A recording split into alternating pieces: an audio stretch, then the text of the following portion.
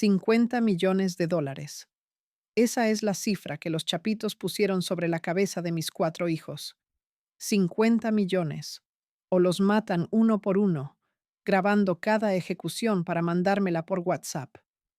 Y lo peor de todo es que yo sé que lo van a hacer, porque yo misma he hecho eso con los hijos de otros. Me llamo Patricia Acosta, pero en el mundo del narco me conocen como la güera loca. Y durante 15 años fui una de las operadoras más sanguinarias del cártel Jalisco Nueva Generación. Maté, torturé, descuarticé y secuestré a más gente de la que puedo recordar. Gané millones de dólares.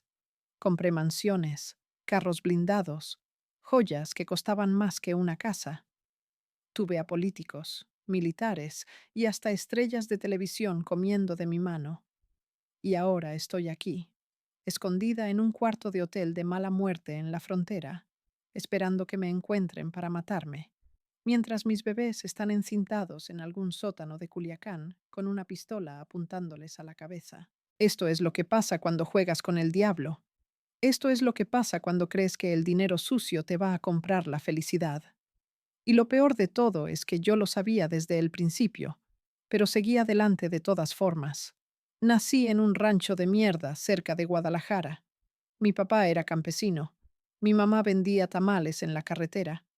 Éramos 7 hermanos apretados en una casa de 2 cuartos con piso de tierra. No teníamos agua caliente. No teníamos luz la mitad del tiempo. Y había días en que comíamos una sola vez porque simplemente no había dinero. Yo era la tercera hija, y desde que tengo memoria supe que era bonita. Los hombres me miraban diferente. Mi papá me protegía como loco. No me dejaba ni salir a la tienda sola.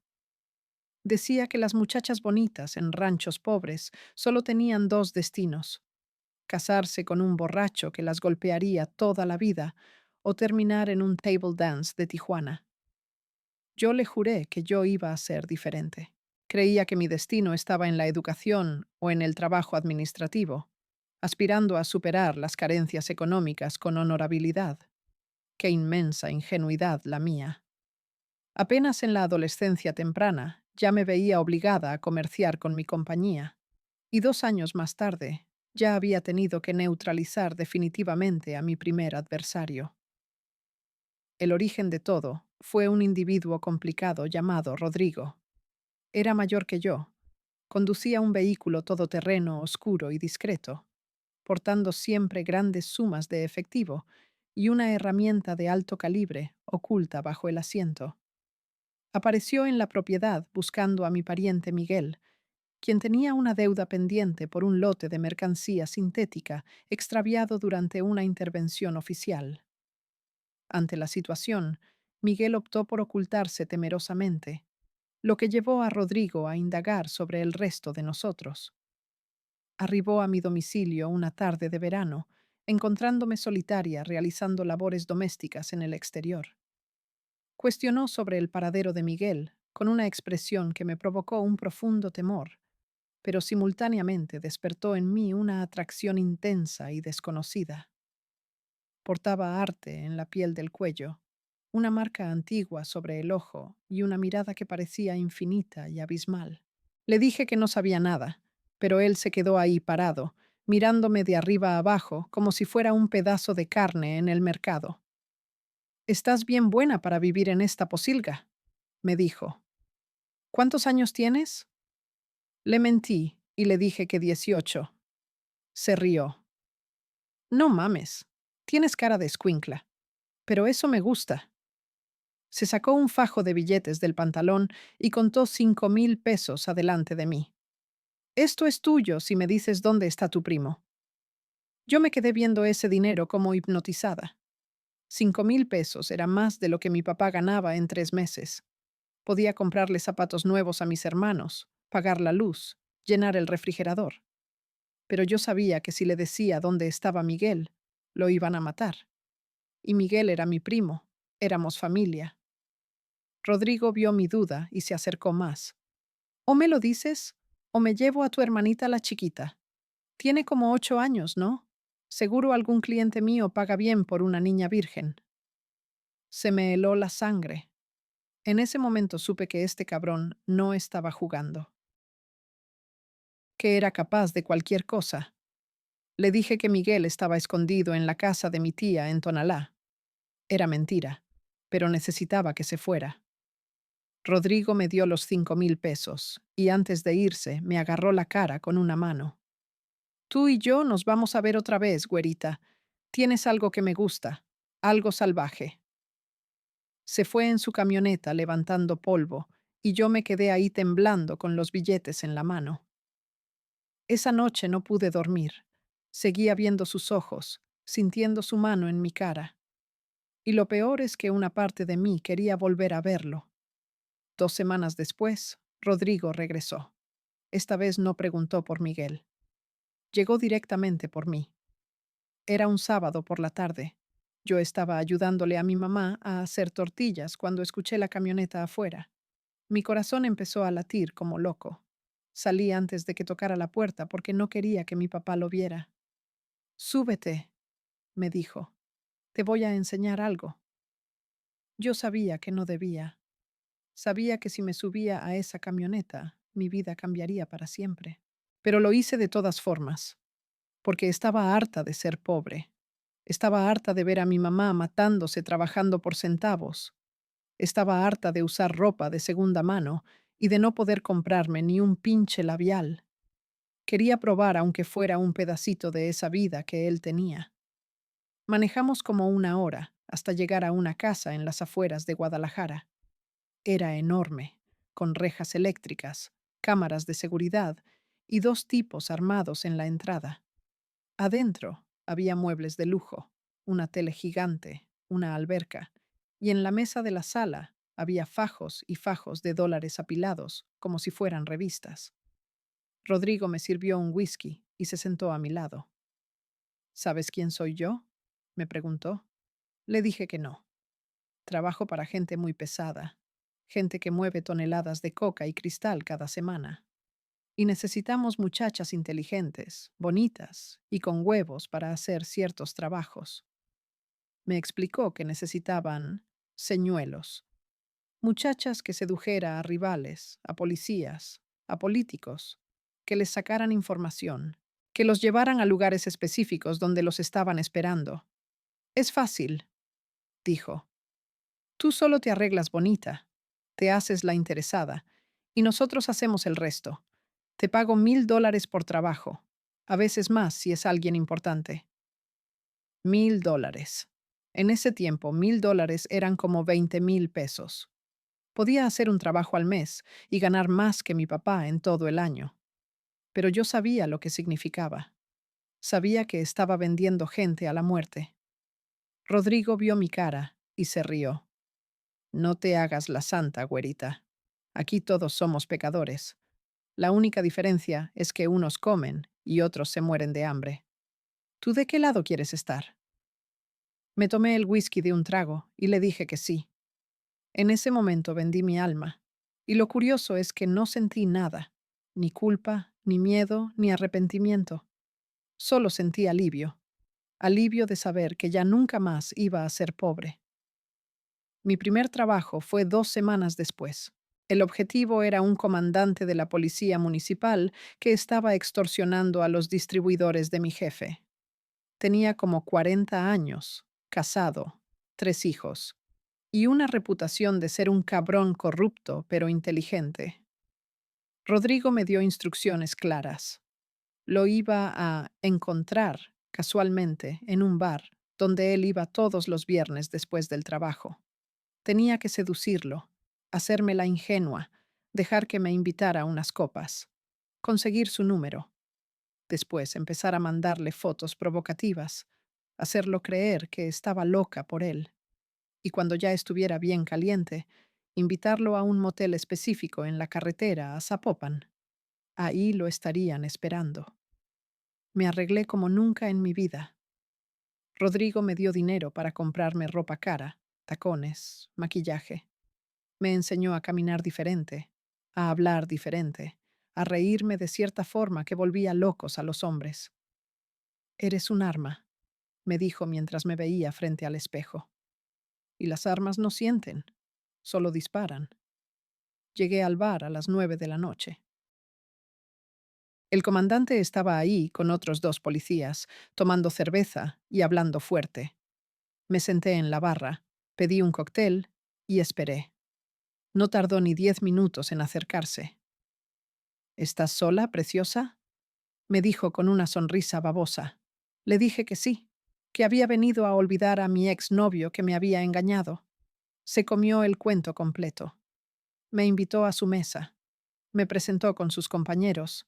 Empezó a presumir que él era comandante y que tenía mucho poder en la ciudad. Yo me hacía la impresionada, tocándole el brazo, mirándolo con ojos de borrega. A la medianoche ya estaba borracho y con la mano en mi pierna.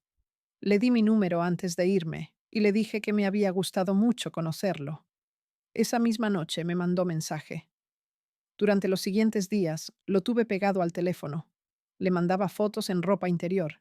Le decía que no podía dejar de pensar en él, que quería verlo a solas. El pendejo cayó redondito. El jueves me dijo que el viernes podíamos vernos. Le sugerí el motel de la carretera. Es discreto, le dije. Nadie nos va a ver. Aceptó sin dudarlo.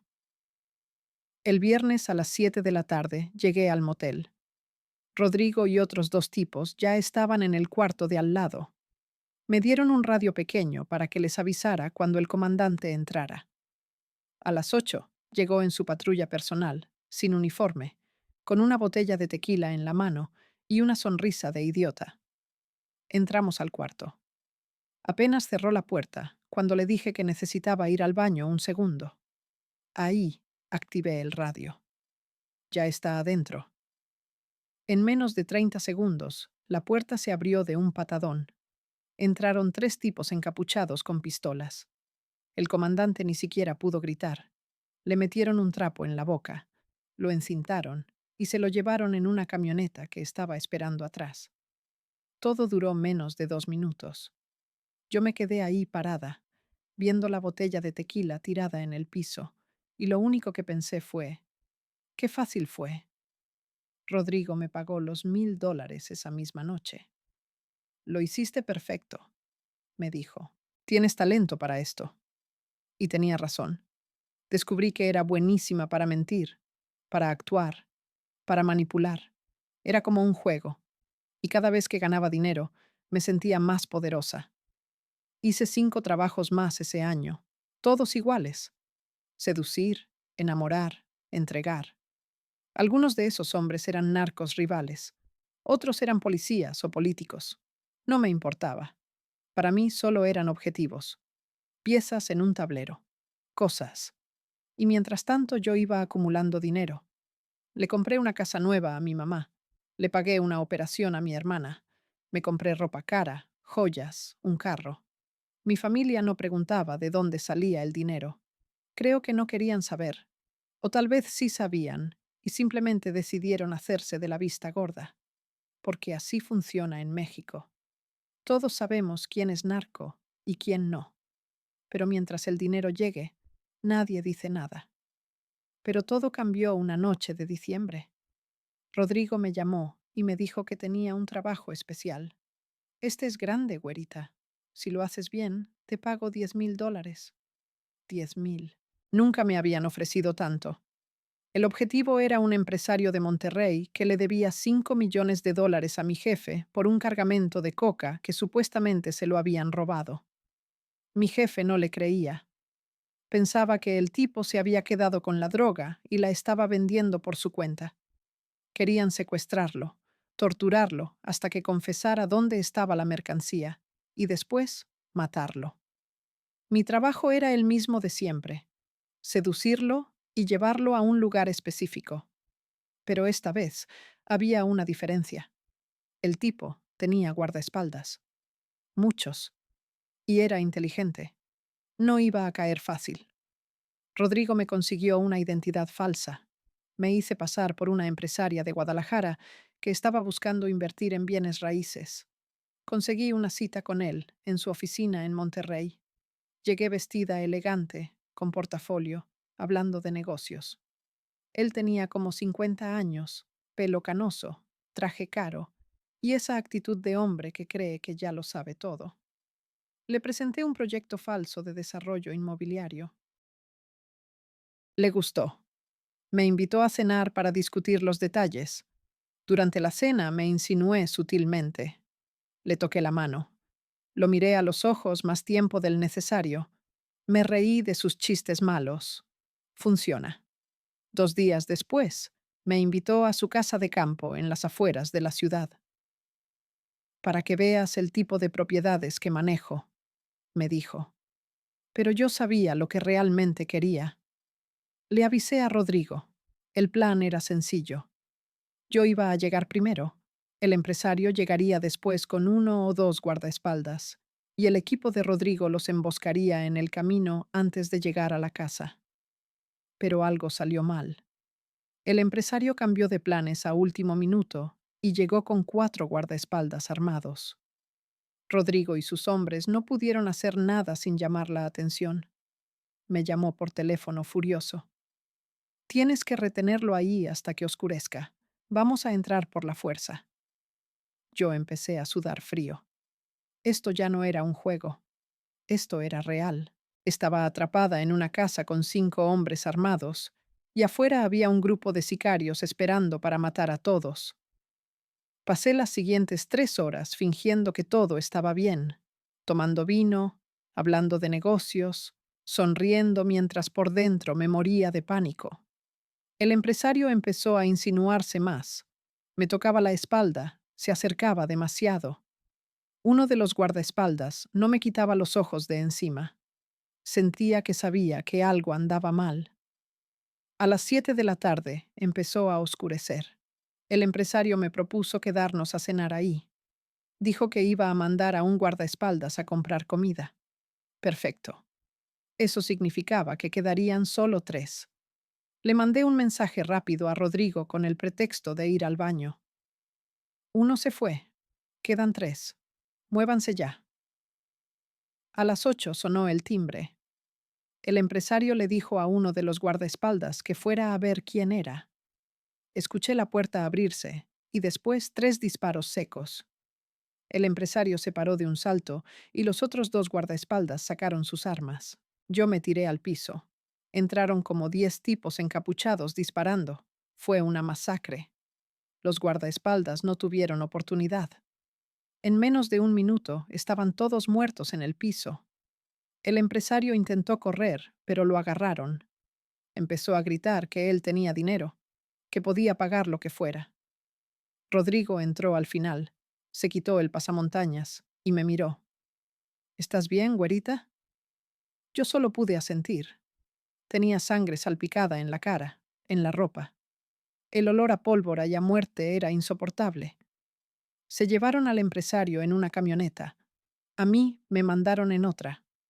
Durante todo el camino no pude dejar de temblar. Acababa de ver morir a 3 personas adelante de mis ojos. Había sangre en mis manos, en mi cara, en mi alma. Cuando llegamos al escondite, metieron al empresario a un cuarto y empezaron a torturarlo. Le pegaban con tubos, le quemaban la piel con cautines, le arrancaban las uñas con pinzas. Yo podía escuchar sus gritos desde afuera, gritos que no sonaban humanos, gritos de un animal agonizando. Duró 3 horas. Al final confesó que la droga estaba escondida en un rancho en Tamaulipas. Rodrigo le disparó en la cabeza sin decir una palabra. El cuerpo cayó como un costal, y yo seguía ahí, viendo todo, sin poder moverme. Esa noche Rodrigo me pagó los $10,000. Me los puso en las manos y me dijo, ya no eres solo un señuelo, güerita. Ahora eres parte del negocio. Y tenía razón. Había cruzado una línea que no se puede regresar. Ya no era una chica pobre que hacía trabajitos para sobrevivir. Ahora era una criminal, una asesina. Porque aunque yo no había jalado el gatillo, yo había entregado a ese hombre a la muerte. Y lo peor de todo es que esa misma noche conté el dinero y lo único que sentí fue satisfacción. Después de esa noche, todo se aceleró.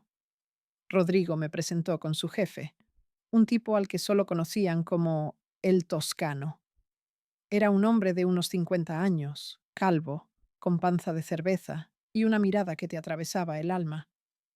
Nos reunimos en un restaurante de lujo en Zapopan. Llegó con 4 guardaespaldas, que se quedaron en mesas separadas vigilando. Se sentó frente a mí, pidió un whisky doble y me estudió en silencio durante lo que me pareció una eternidad. Rodrigo me dice que eres especial, dijo finalmente, que tienes cerebro y que no te tiembla el pulso. Eso me gusta, porque en este negocio la mayoría de las morras solo sirven para coger y para verse bonitas en las fiestas. Pero tú pareces diferente.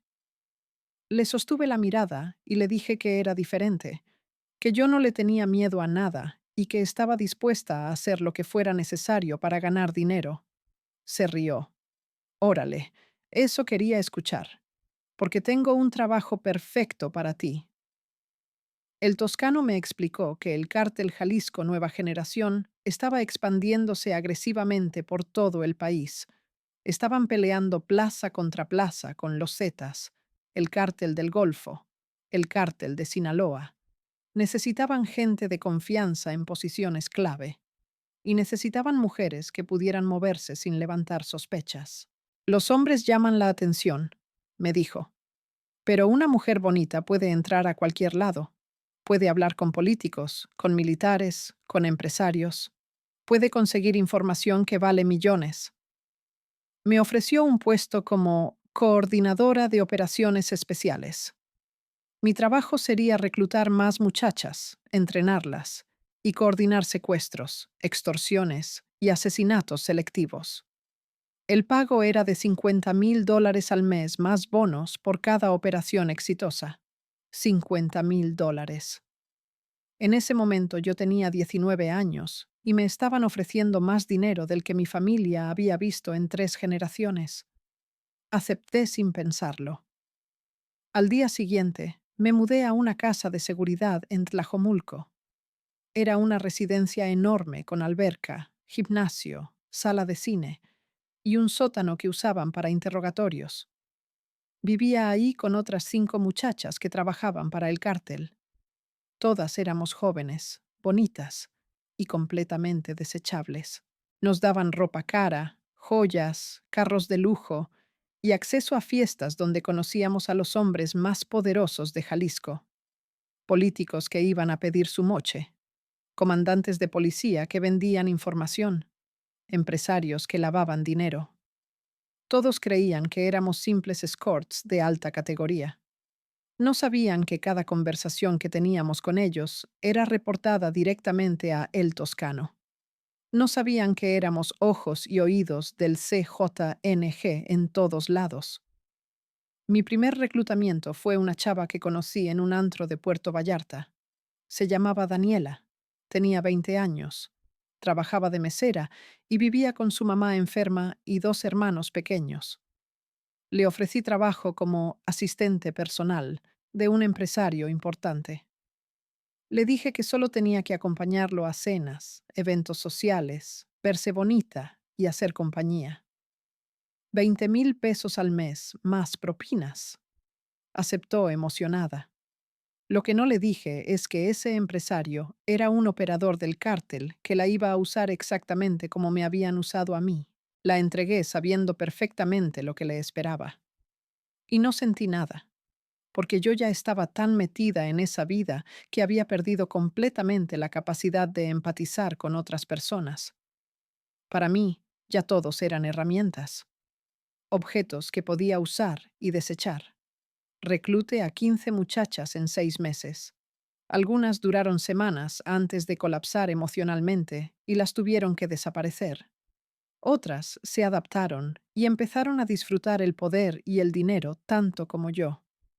Una de ellas, Carla, se volvió mi mano derecha. Era de Michoacán. Había crecido viendo a su papá golpear a su mamá todos los días, hasta que un día su mamá lo mató mientras dormía. Carla tenía esa rabia contenida que el cártel adoraba. Era capaz de ver a un hombre suplicar por su vida y reírse en su cara. Juntas coordinamos más de 30 secuestros ese primer año. Políticos, empresarios, familiares de rivales. Todos terminaban en el mismo sótano de la casa de seguridad. Y todos salían muertos. El dinero empezó a llegar en cantidades obscenas. Yo ganaba entre 100 y 200.000 dólares al mes, dependiendo de las operaciones. Me compré un departamento en Guadalajara, una casa en la playa de Puerto Vallarta, 4 carros de lujo. Empecé a viajar a Las Vegas, a Los Ángeles, a Miami. Usaba ropa de diseñador, comía en los restaurantes más caros, dormía en hoteles de 5 estrellas. Mi familia pensaba que me había casado con un empresario rico. Nunca les dije la verdad. Mi mamá estaba feliz de tener una casa nueva con todos los servicios. Mis hermanos pudieron estudiar en escuelas privadas. Mi papá dejó de trabajar en el campo y se la pasaba tomando cerveza viendo la tele. Para ellos, yo era una bendición. No sabían que cada peso que les daba estaba manchado con sangre. Pero la parte más enferma de todo es que yo empecé a disfrutarlo. Ya no solo lo hacía por el dinero, lo hacía porque me gustaba el poder. Me gustaba ver a hombres poderosos suplicar. Me gustaba decidir quién vivía y quién moría. Me gustaba entrar a lugares exclusivos y ver cómo todos me trataban con respeto y miedo. Era adictivo. Era como una droga. Y entre más lo hacía, más quería. Empecé a hacer cosas innecesarias solo por diversión, como aquella vez que secuestramos al hijo de un político que nos debía dinero. El político pagó el rescate completo en 24 horas. Pero yo le dije a El Toscano que sería buena idea mandarle el dedo del hijo de todas formas, para que aprenda a no volver a quedarse debiendo. El Toscano se rió y me dijo: «Estás bien loca, güerita, pero me caes bien». Le cortamos el dedo al muchacho con un machete. Sus gritos todavía los escucho a veces cuando cierro los ojos. Lo dejamos ir después, pero el político nunca volvió a hacer negocios con nosotros. Tenía demasiado miedo. En el 2014, el CJNG empezó su guerra total contra los Zetas. Fue un baño de sangre. Ejecutaban a 10, 20 personas al día. Dejaban los cuerpos colgados en puentes con narcomensajes. Quemaban casas enteras con familias adentro. Y yo estaba en medio de todo coordinando operaciones. Mi trabajo era identificar objetivos de alto valor en el bando contrario y planear cómo eliminarlos. Usaba las mismas técnicas de siempre: seducción, engaño, traición. Pero ahora el nivel de violencia era extremo. Ya no solo los mataban, los descuartizaban, los disolvían en ácido, les cortaban la cabeza y la mandaban a sus familias. Y yo estaba ahí presente en muchas de esas ejecuciones, viéndolo todo, grabándolo incluso para mandárselo a otros rivales como advertencia. Recuerdo una noche en un rancho cerca de Colima. Habían capturado a un lugarteniente de los Zetas y a su esposa. El tipo era un cabrón sanguinario que había matado a mucha gente del CJNG. Querían hacerlo sufrir. Lo amarraron a una silla en el centro de un granero. Su esposa estaba a su lado, llorando, rogando que la dejaran ir. El toscano llegó personalmente a supervisar. Tenía un galón de gasolina y un soplete. Le dijo al tipo: «Te voy a dar una opción. O te quemo a ti, o quemo a tu vieja. Tú decides». El tipo empezó a gritar que lo quemaran a él, que dejaran ir a su esposa, que ella no tenía nada que ver. El toscano se rió. «Pinche amor verdadero. Qué bonito». Y luego le prendió fuego a la mujer de todas formas. Sus gritos fueron lo peor que he escuchado en mi vida. El olor a carne quemada me hizo vomitar. Pero me obligué a quedarme ahí viendo, porque si mostraba debilidad, me iban a ver como débil. Y en ese mundo, si eres débil, te matan. Después quemaron al tipo también. Pero antes le cortaron los dedos uno por uno. Le sacaron los ojos. Le cortaron la lengua. Y todo el tiempo lo mantenían vivo para que sintiera cada segundo del dolor. Cuando finalmente murió, metieron los dos cuerpos en tambos de metal y los disolvieron en ácido. Para la mañana siguiente no quedaba nada, solo un líquido negro espeso que tiraron en una barranca. 2 personas habían dejado de existir, borradas del mundo como si nunca hubieran estado aquí, y yo había sido parte de eso.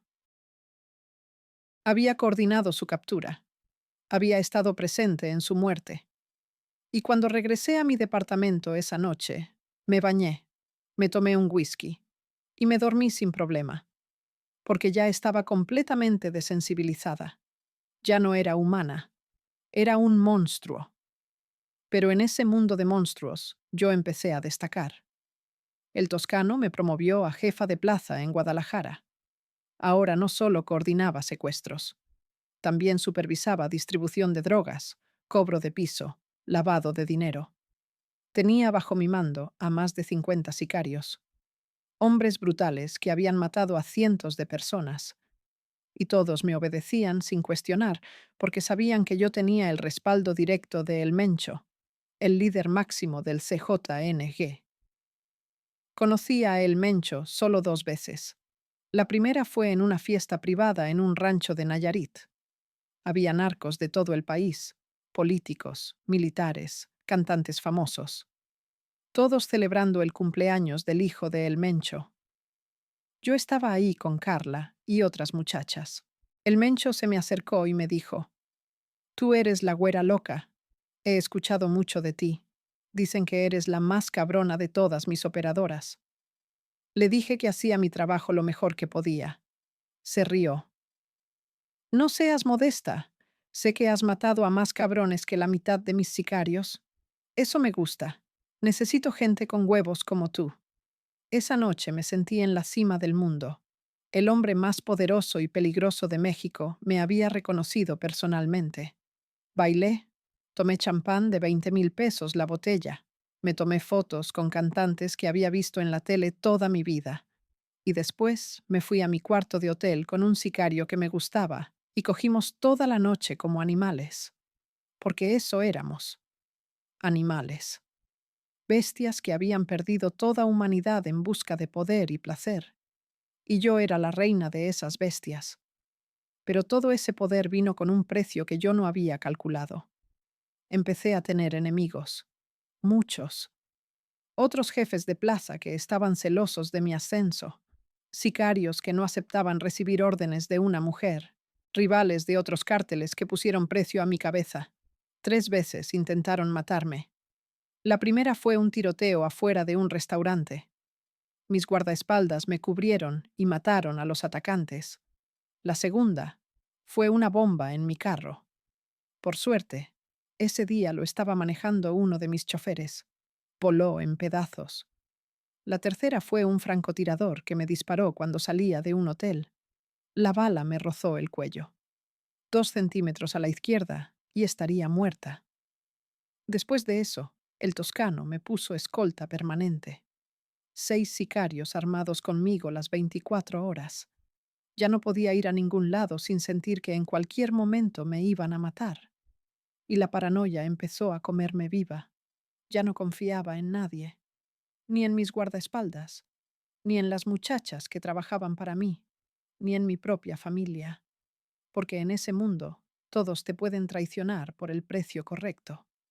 Empecé a dormir con una pistola debajo de la almohada. Dejé de comer en restaurantes porque pensaba que me iban a envenenar. Cambiaba de casa de seguridad cada semana y empecé a consumir coca para mantenerme alerta. Al principio solo un poquito para aguantar las desveladas, pero después era media bolsa al día. Me volvió más agresiva, más impulsiva, más paranoica. Empecé a ver traiciones donde no las había. Maté a 2 de mis propios sicarios porque pensé que me estaban vigilando para venderme. Después descubrí que eran inocentes. Pero ya era tarde. En el 2016 conocí a Marco Antonio. Era un comandante del ejército estacionado en Jalisco. Nos presentó un político corrupto en una fiesta. Marco era guapo, inteligente, y tenía esa presencia militar que me excitaba. Empezamos a salir en secreto. Él sabía perfectamente quién era yo y para quién trabajaba, pero no le importaba, porque él también estaba metido en el negocio. Me vendía información sobre operativos militares, ubicaciones de retenes, planes de captura. A cambio, yo le pagaba 200.000 pesos al mes. Y también nos acostábamos. El sexo con él era diferente. Era violento, intenso, casi peligroso. Las 2 veces me dejó moretones en el cuerpo, pero me gustaba, porque era la única vez que yo no tenía el control, la única vez que yo era la víctima y no el victimario. Me embaracé de Marco en octubre de ese año. Cuando le dije, empezó a temblar. No podemos tener ese bebé, me dijo. Si alguien se entera que yo tengo un hijo con una operadora del CJNG, me van a matar. Le dije que me valía madre, que yo iba a tener a ese bebé con o sin él. Y lo tuve. Una niña hermosa que nació en marzo del 2017. Le puse Valentina. Marco desapareció antes de que naciera. Nunca lo volví a ver. Escuché que lo mataron en un operativo falso unos meses después. Probablemente sus propios compañeros porque descubrieron que estaba vendiendo información. O tal vez el cártel lo mató porque sabía demasiado. Nunca supe la verdad. Tener a Valentina cambió algo en mí.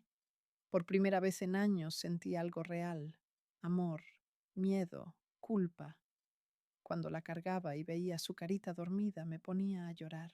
Porque sabía que ella había nacido en el infierno, que su mamá era un monstruo, que su vida iba a estar marcada por la violencia desde el primer día. Quise salirme del negocio.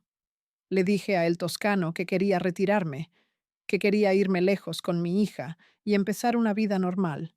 Se rió en mi cara. No seas pendeja, güerita. Aquí no hay retiro.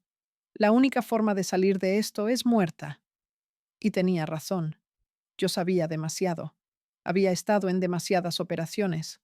Conocía demasiada gente. Si intentaba huir, me iban a cazar y me iban a matar. Y también matarían a mi hija solo para mandar un mensaje. Así que seguí trabajando. Pero ahora tenía que balancear ser mamá con ser criminal.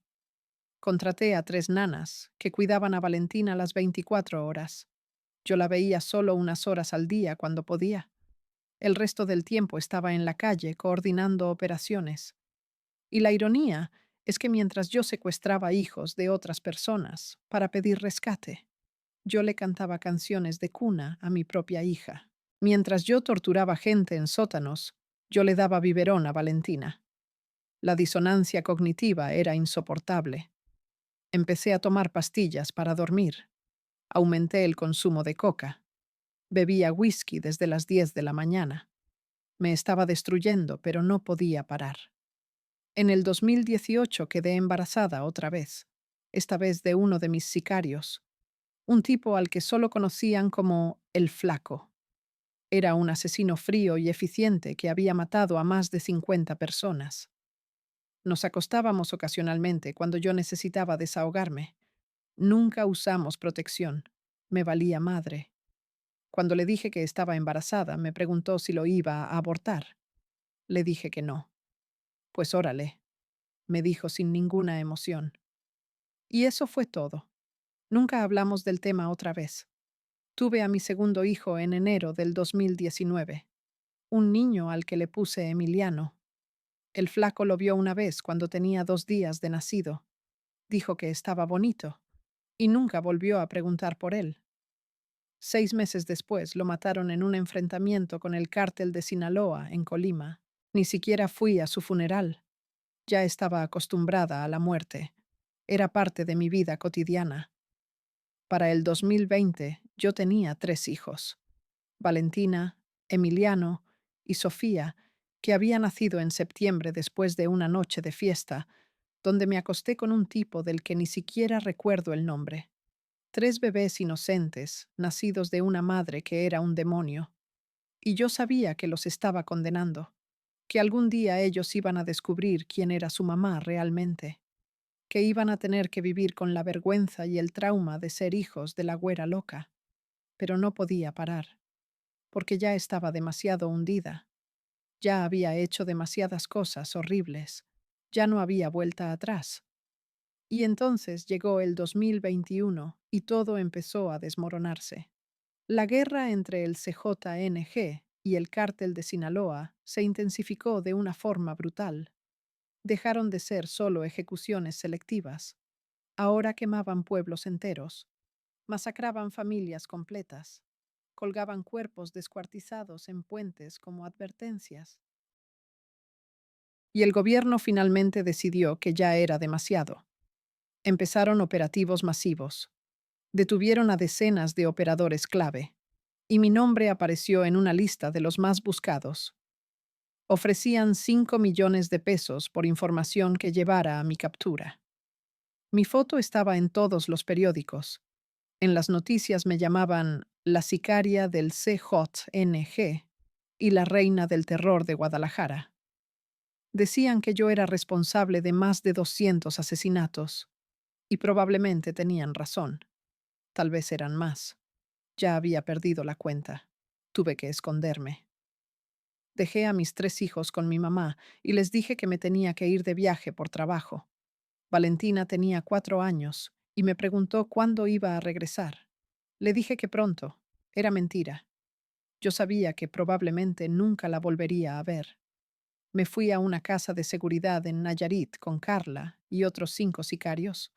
Pasamos 6 meses ahí escondidos, sin poder salir, sin poder hablar con nadie, solo esperando. El toscano me mandaba dinero cada mes, pero ya no teníamos comunicación directa.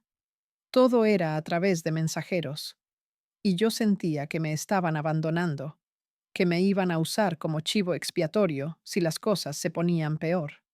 Una noche de julio sonó mi teléfono. Era un número que no conocía. Contesté. Era una voz distorsionada que me dijo, «Sabemos dónde estás, y sabemos dónde están tus hijos». Se me heló la sangre. «¿Quién eres?», pregunté. «Somos los Chapitos, y tenemos una propuesta para ti». Los Chapitos. Los hijos del Chapo Guzmán. Los líderes del cártel de Sinaloa. Mis peores enemigos. «¿Qué quieren?», les dije tratando de no sonar aterrada. «¿Información? Queremos que nos digas todo lo que sabes sobre las operaciones del CJNG en Jalisco, Colima y Nayarit. Ubicaciones de bodegas, nombres de operadores, rutas de distribución, todo». Les dije que me iban a matar si hacía eso. «Te van a matar de todas formas, preciosa. Pero si nos ayudas, al menos tus hijos van a vivir. Si no, los vamos a matar uno por uno enfrente de ti». Colgué el teléfono temblando. Carla me preguntó qué pasaba. No le dije nada. Esa noche no pude dormir, pensando en mis bebés, en Valentina con sus 4 años preguntándome cuándo iba a volver, en Emiliano apenas aprendiendo a caminar, en Sofía que todavía tomaba biberón. Los había traído a este mundo sabiendo que era peligroso, pero nunca imaginé que los iban a usar contra mí. 2 días después, sonó el teléfono otra vez. «¿Ya pensaste nuestra propuesta?». Les dije que necesitaba tiempo. «No hay tiempo. Tienes 24 horas. Si no aceptas, mañana tu mamá va a recibir un paquete con el dedo de Valentina». Y colgaron. Entré en pánico total. Llamé a El Toscano por primera vez en meses. Le conté lo que estaba pasando. Hubo un silencio largo. «¿Y qué quieres que haga?», me dijo finalmente. «Sálvalos. Manda sicarios a proteger a mi familia. Mueve a mis hijos a un lugar seguro». Otro silencio. «No puedo hacer eso, güerita. Estamos en guerra. No tengo recursos para proteger familias. Cada quien se cuida solo». No podía creer lo que estaba escuchando. «¿Me estás diciendo que después de todo lo que he hecho por ustedes me van a abandonar?». «No es personal, es negocio. Deberías saberlo mejor que nadie». Y colgó. Me quedé ahí sentada en shock total. Entendí en ese momento que yo nunca había significado nada para ellos. Era solo una herramienta útil. Y ahora que era un problema, me iban a desechar como a todos los demás. Carla se acercó y me abrazó. ¿Qué vamos a hacer? Me preguntó, y yo no tenía respuesta, porque todas las opciones eran horribles. Si traicionaba al CJNG y le daba información a los chapitos, mi propio cártel me iba a cazar y me iba a matar de la forma más brutal posible. Pero si no lo hacía, los chapitos iban a matar a mis hijos. Estaba atrapada en una situación sin salida. Esa noche tomé una decisión. Le dije a Carla que empacara todo. Nos vamos a ir a la frontera. Vamos a cruzar a Estados Unidos y vamos a pedir asilo político. Carla me miró como si estuviera loca. ¿Asilo político? Güera, somos criminales. Nos van a meter a la cárcel de por vida. Prefiero estar en una cárcel gringa que muerta en México. Y al menos mis hijos van a estar seguros si yo no estoy aquí. Salimos de la casa de seguridad a las 3 de la mañana. Dejamos a los sicarios durmiendo. Manejamos toda la noche hasta llegar a Tijuana. En el camino llamé a mi mamá. Le dije que metiera a los niños en un carro y que manejara hasta Guadalajara, que los llevara a la casa de mi tía y que no salieran de ahí por nada. ¿Qué está pasando, hija? Me preguntó llorando.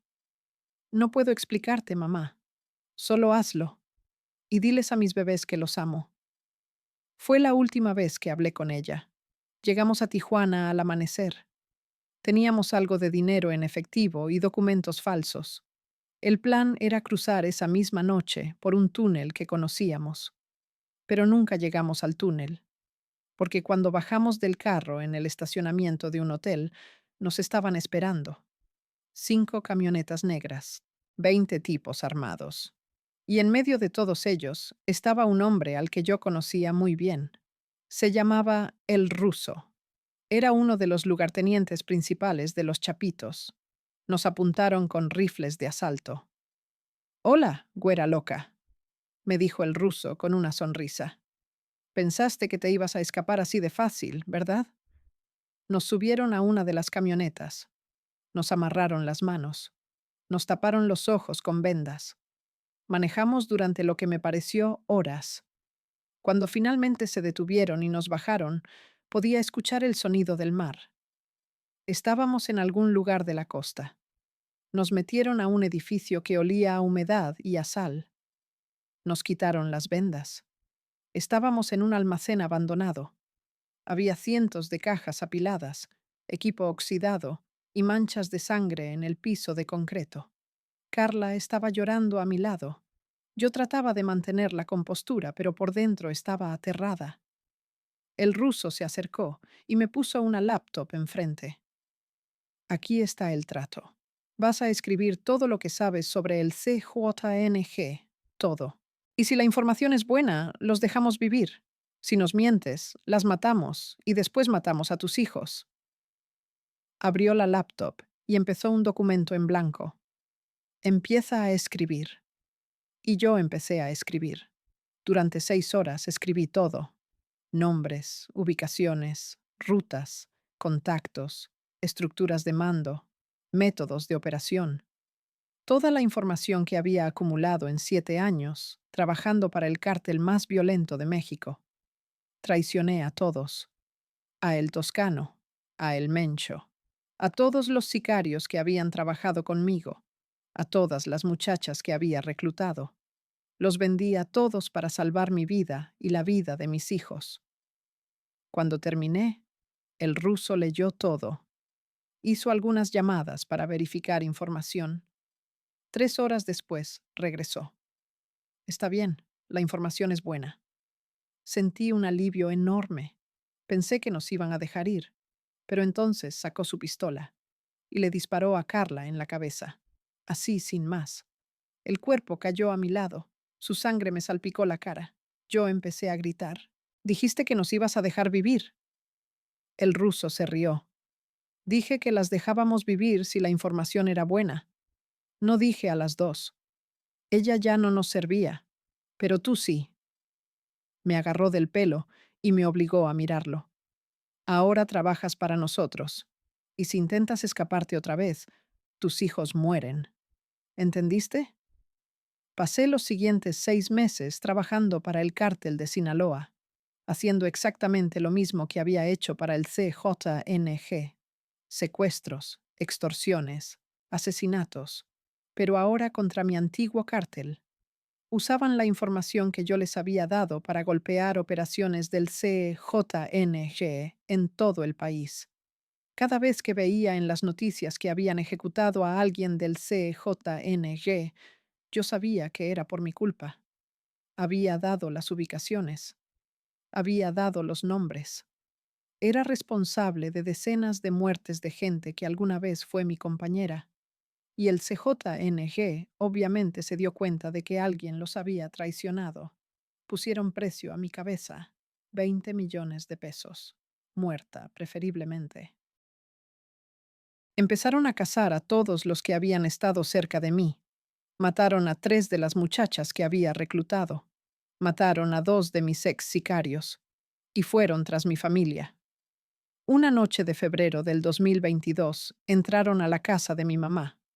Mataron a mi mamá, a mi papá y a 2 de mis hermanos.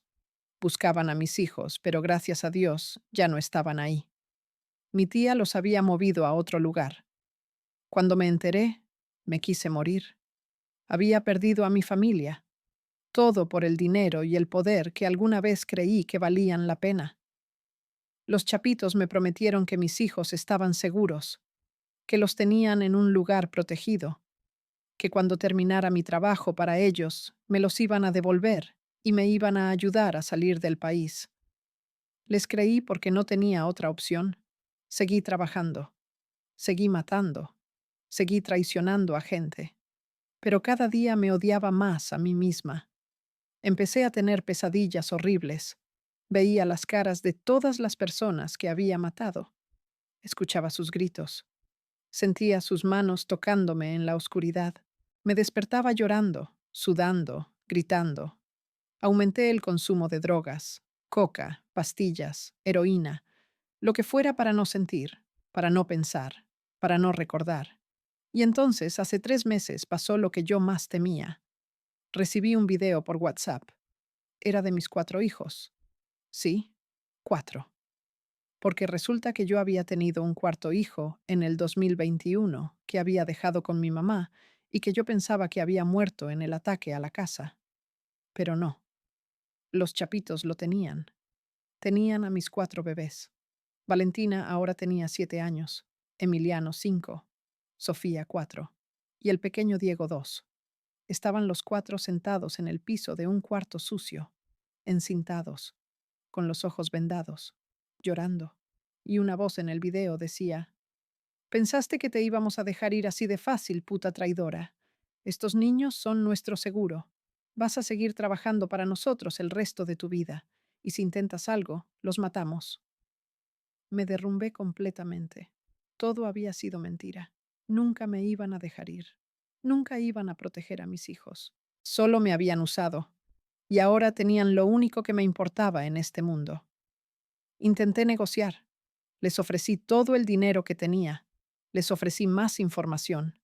Les ofrecí entregarme a mí misma. No les importó. Los niños se quedan con nosotros, me dijeron. Y tú sigues trabajando. Punto. Intenté contactar a alguien del CJNG para pedirles ayuda, pero nadie me quiso hablar. Yo era una traidora, una rata. Merecía morir. Entonces, hace 2 semanas pasó algo peor. Recibí otro mensaje, esta vez del CJNG. Habían descubierto dónde estaban mis hijos y querían hacer un intercambio. Ellos secuestrarían a mis hijos del cártel de Sinaloa y a cambio yo tendría que entregarles información sobre los chapitos. Y si me negaba, matarían a los niños de todas formas, solo para vengarse de mí. Son hijos de una traidora, decía el mensaje. No merecen vivir. Quedé en shock. Ahora los 2 cárteles más poderosos de México estaban peleándose por mis hijos, no para protegerlos, sino para usarlos contra mí. Y hace 5 días pasó. El CJNG atacó la casa donde los chapitos tenían a mis hijos. Fue un operativo brutal. Murieron 15 personas y se llevaron a mis 4 bebés. Me mandaron un video mostrándome que los tenían. Estaban aterrorizados. Valentina estaba gritando, pidiendo a su mamá. Emiliano tenía sangre en la cara de alguien que había muerto a su lado. Sofía estaba en shock completo, con la mirada perdida, y Diego estaba llorando sin parar. Y el mensaje decía, ahora los tenemos nosotros, y queremos 50 millones de dólares por su liberación. Tienes una semana. Si no pagas, los matamos uno por uno y te mandamos los videos. 50 millones de dólares. Yo no tengo ese dinero. Gasté todo en drogas, en abogados, en intentar protegerme. Le pedí ayuda a los chapitos, pensando que tal vez ellos querían recuperar a los niños. Se rieron. Eso es tu problema, no nuestro. Intenté pedirle dinero prestado a todos los contactos que tenía. Nadie me quiso ayudar. Todos me dieron la espalda, porque yo soy una traidora, porque yo soy un monstruo, porque yo merezco sufrir. Y aquí estoy, escondida en este cuarto de hotel de mierda en la frontera, sin dinero, sin aliados, sin esperanza, esperando el video de la ejecución de mi primer hijo, porque sé que no voy a poder reunir el dinero. Sé que van a cumplir su amenaza, y todo es mi culpa. Yo los traje a este mundo. Yo los condené con mis decisiones. Yo destruí sus vidas antes de que siquiera empezaran. Maté a cientos de personas. Destruí familias enteras. Sembré terror por todo México. Y ahora el universo me está cobrando la factura de la peor forma posible, matando a lo único inocente y puro que alguna vez tuve. Mis bebés van a pagar por mis pecados. Y lo peor de todo es que yo no puedo hacer nada. No puedo rescatarlos. No puedo negociar. No puedo entregarme porque eso no los va a salvar. Solo me queda esperar. Esperar el mensaje. Esperar el video. Esperar escuchar los gritos de mis hijos mientras los torturan y los matan. Y después de eso, yo sé lo que voy a hacer. Voy a buscar el edificio más alto que encuentre. Y me voy a tirar, porque ya no quiero vivir en este infierno. Ya no quiero cargar con esta culpa. Ya no quiero ser este monstruo que destruyó todo lo que tocó. Esta es mi confesión. Esta es mi historia. Yo soy Patricia Acosta, la güera loca, una de las criminales más sanguinarias que México ha visto. Y estoy pagando el precio más alto que existe. No con mi vida. Eso sería demasiado fácil. Estoy pagando con las vidas de mis hijos inocentes. Y eso es un dolor peor que cualquier tortura, peor que cualquier muerte.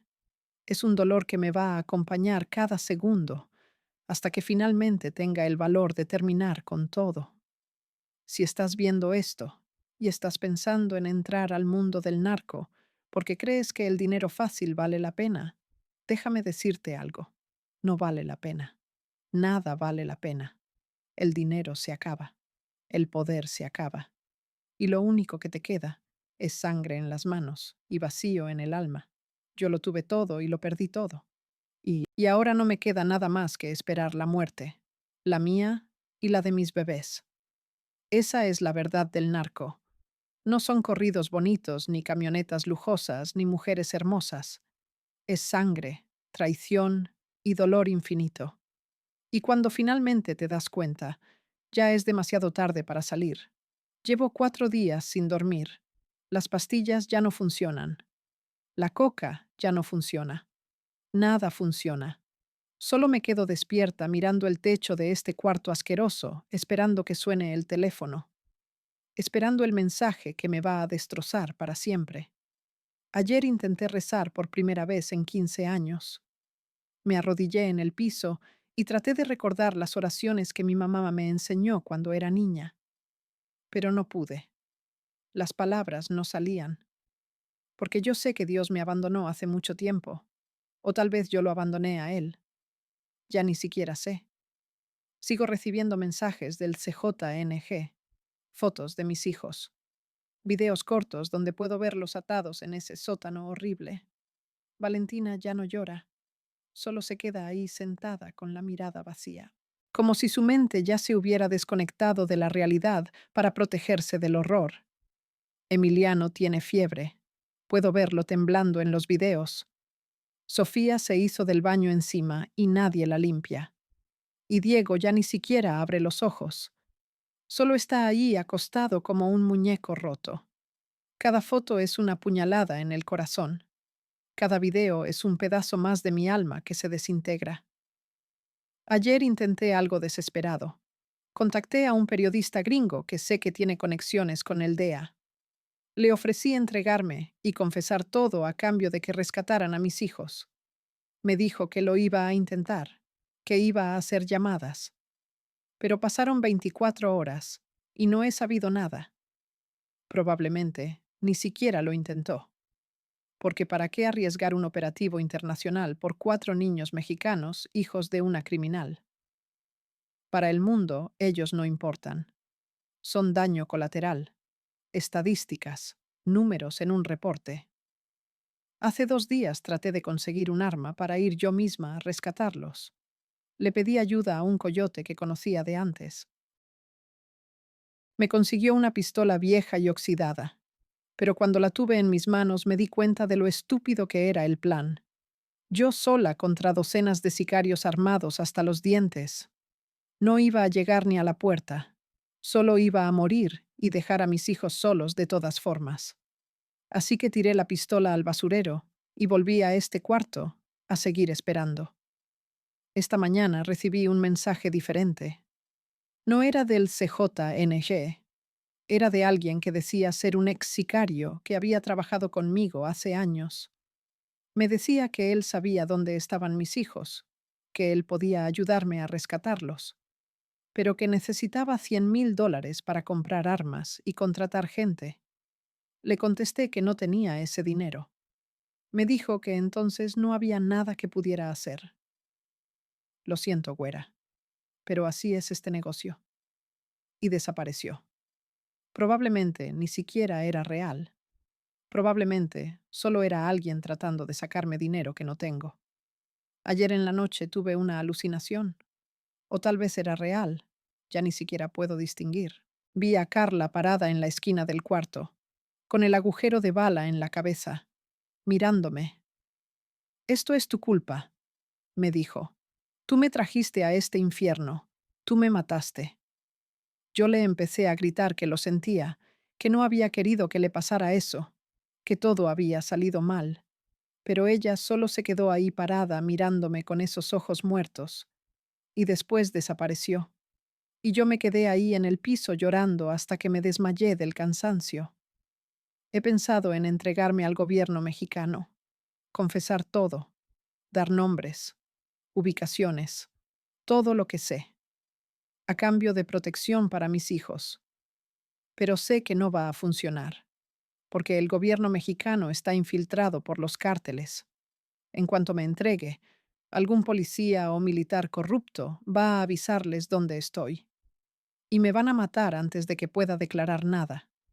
Y mis hijos van a seguir en ese sótano hasta que los ejecuten.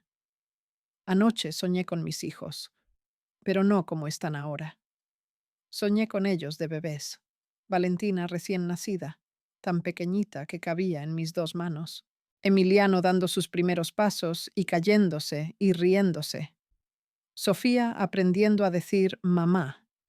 Diego mamando de mi pecho con esos ojitos cerrados tan tranquilos. Eran recuerdos reales mezclados con el sueño. Y cuando desperté, me di cuenta de que esos momentos felices que tuve con ellos fueron robados.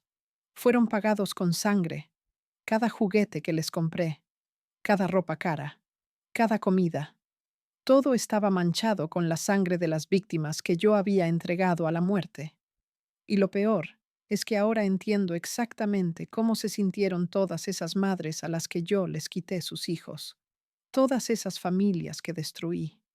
Ahora sé el dolor que les causé. Y es un dolor tan grande que no tiene palabras. Es como si te arrancaran el corazón del pecho mientras sigues viva. Como si te quemaran por dentro con fuego que nunca se apaga. Es el peor castigo que existe. Y yo lo merezco. Dios, ¿cómo lo merezco? Hace unas horas recibí un nuevo video. Esta vez estaban golpeando a Valentina. Un tipo con pasamontañas le estaba pegando en la espalda con un tubo mientras ella gritaba. Y la voz decía, quedan 3 días. Si no pagas, esto es solo el principio. Tuve que ver el video 5 veces, porque mi cerebro no podía procesarlo. Era mi bebé, mi primera hija, la niña que yo había cargado en mi vientre durante 9 meses, la niña a la que le había cantado canciones de cuna, y ahora la estaban torturando por mi culpa, por mis decisiones, por mis pecados. Me corté las venas hace 2 horas, con un vidrio roto de una botella de whisky. Vi la sangre salir y sentí alivio. Pensé que finalmente todo iba a terminar, que ya no iba a tener que sentir este dolor. Pero mi cuerpo traidor siguió funcionando. La sangre se coaguló. Los cortes no eran lo suficientemente profundos. Y aquí sigo, viva, sufriendo, pagando. Ya no sé cuánto tiempo ha pasado.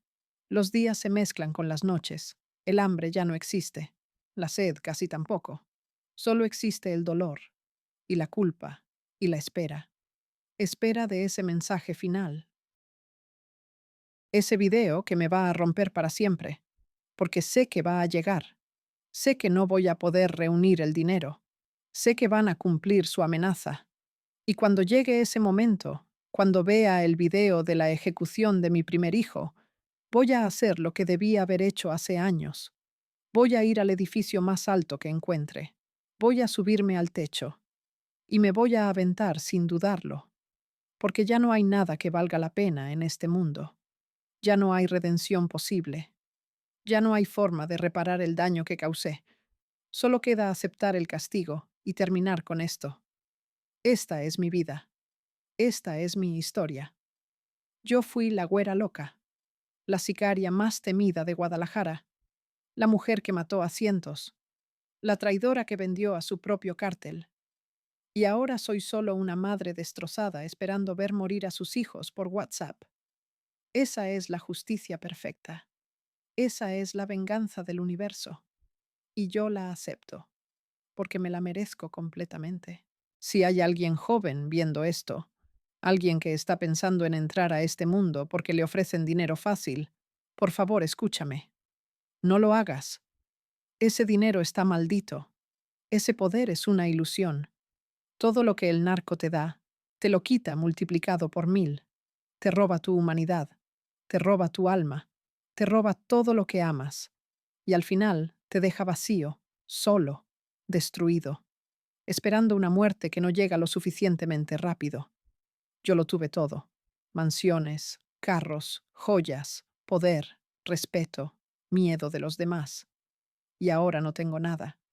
Solo tengo este cuarto sucio, estas manos manchadas de sangre que nunca se van a limpiar, y estos recuerdos que me torturan cada segundo. El narco no es vida, es muerte lenta, es infierno en la tierra, y una vez que entras, no hay salida, solo hay descenso, caída tras caída, hasta que tocas fondo. Y cuando tocas fondo descubres que hay sótanos más profundos, y sigues cayendo, para siempre.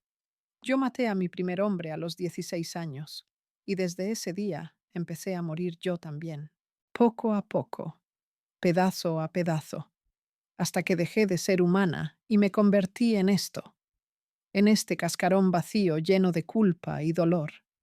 Y ahora voy a ver morir a mis hijos, y después voy a morir yo, y tal vez en el infierno nos volvamos a encontrar. Y ellos me van a preguntar por qué los traje a este mundo, por qué los condené. Y yo no voy a tener respuesta, porque no hay respuesta. Solo hay egoísmo, codicia y estupidez. El teléfono acaba de sonar. Es un mensaje. Tengo miedo de abrirlo, pero tengo que hacerlo. Tengo que ver. Tengo que enfrentar lo que viene, porque eso es lo mínimo que les debo a mis hijos. Estar presente en sus últimos momentos, aunque sea a través de una pantalla, aunque me destruya completamente. Abrí el mensaje. Es un video. 52 segundos. No voy a describir lo que vi. No puedo. Las palabras no existen para ese nivel de horror. Solo diré que mi hija Valentina ya no está en este mundo y que los gritos que escuché van a vivir en mi cabeza para siempre, hasta el último segundo de mi existencia. Quedan 3: Emiliano, Sofía y Diego. 3 días más de plazo, pero ya no importa, porque aunque consiguiera el dinero, sé que no los van a soltar. Los van a matar de todas formas, uno por uno, solo para hacerme sufrir más, porque eso es lo que hacemos los del narco. Hacemos sufrir. Es lo único que sabemos hacer. Voy a salir de este cuarto ahora. Voy a caminar por las calles hasta encontrar ese edificio alto.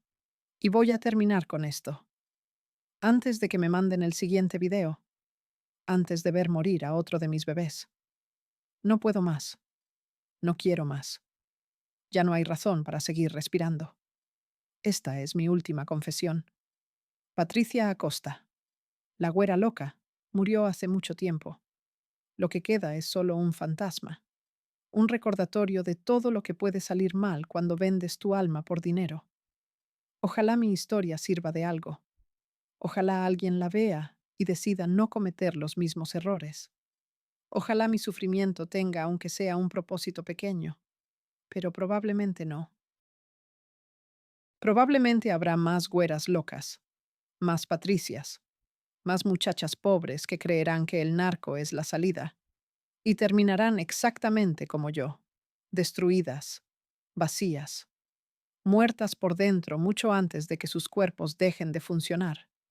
Adiós, perdón, y que Dios tenga misericordia de mi alma, aunque sé que no la merece.